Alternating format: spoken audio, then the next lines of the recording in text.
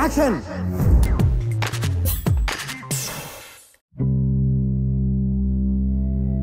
ఇంతకీ జయలలితకు ఏమైంది?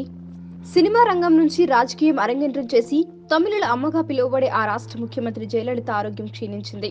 అనారోగ్యం కారణంగా 73 రోజులుగా చెన్నైలోని అపోలో ఆసుపత్రిలో చికిత్స పొందుతున్న జయకు ఆదివారం రాత్రి గుండెపోటు రావడంతో మొత్తం రాష్ట్రమంతా కన్నీరు కార్చింది. గవర్నర్, కేంద్ర మంత్రులు ఆసుపత్రికి చేరుకుని ఆమె ఆరోగ్యంపై ఆరా తీశారు.